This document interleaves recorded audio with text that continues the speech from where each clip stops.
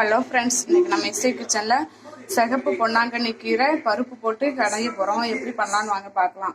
செய்ய தேவையான பொருட்கள் எடுத்து வச்சுருக்கிறேன்.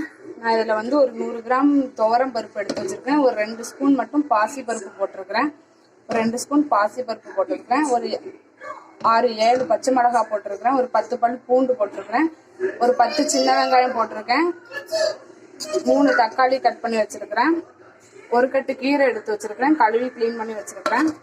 இப்போ இது கூட ஒரு 1/2 ஸ்பூன் மஞ்சள் தூள் போட்டுக்கலாம். ஒரு 1/4 ஸ்பூனுக்கும் கொஞ்சம் கம்மியாக வெந்தயம் போட்டுக்கலாம். 1 ஸ்பூன் ஜீரகம் போடுறேன். ஒரு 1/2 ஸ்பூன் பெருங்காய பொடி போடுறேன்.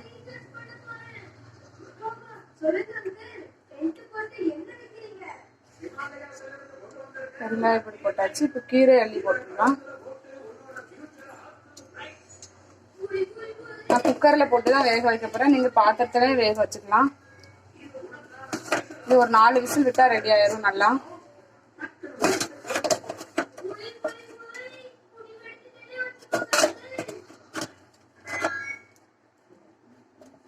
இப்போ இதுக்கு தேவையான அளவு தண்ணி ஊற்றிக்கலாம். நான் இன்னைக்கு கொஞ்சம் ஊற்றி சாப்பிட்ற மாதிரி தான் பண்ண போகிறேன். நீங்கள் கூட்டு மாதிரி வேணும்னா தண்ணி கொஞ்சம் கம்மியாக வச்சுக்கோங்க. நான் கொஞ்சம் தண்ணி ஊற்றிக்கிறேன்.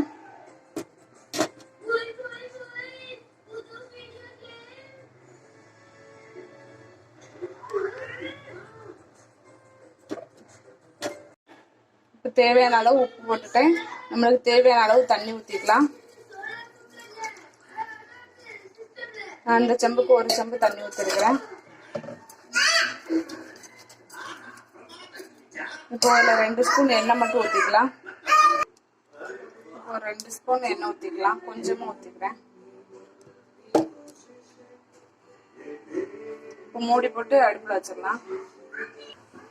இப்போ மூடி போட்டு அடுப்பில் வச்சாச்சு. இப்போ இது ஒரு 4 விசில் வரட்டும். அதுக்கப்புறம் காட்டுறேன்.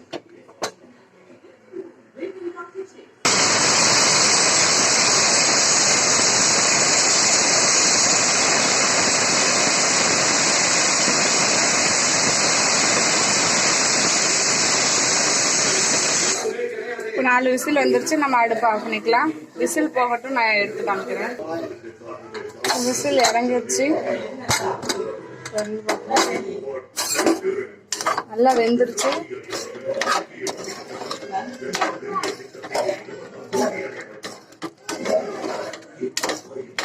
இதுக்கு நம்ம காரம் வேற எதுவும் சேர்க்க போறதில்ல, மிளகா தான். அதனால நீங்க பச்சை மிளகாய் எவ்வளவு வேணுமோ தேய்ச்சி சேர்த்துக்கோங்க.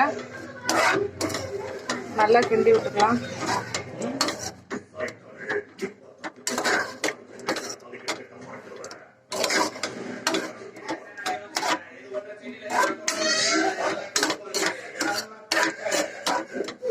இப்போ இதுக்கு தாளிச்சு கொட்டிடலாம்.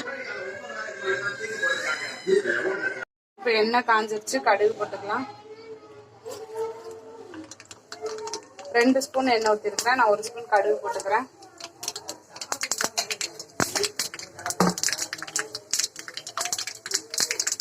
கடுகு போட்டு வெங்காயம் போட்டுக்கிறேன்.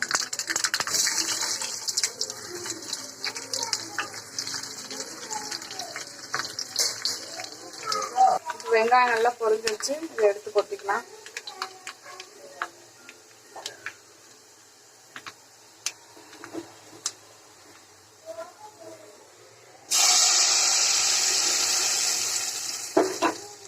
கொட்டி வச்சு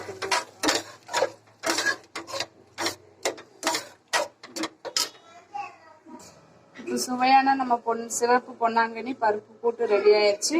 இது நல்லா நீங்க கூட்டு மாதிரி பண்ணிக்கலாம். நான் சாதத்துல ஊற்றி சாப்பிட்ற மாதிரி பண்ணியிருக்கிறேன். இந்த வீடியோ உங்களுக்கு பிடிச்சிருந்தா லைக் பண்ணுங்க, கமெண்ட் பண்ணுங்க, ஷேர் பண்ணுங்க, மறக்காம சப்ஸ்கிரைப் பண்ணிருங்க. தேங்க்யூ.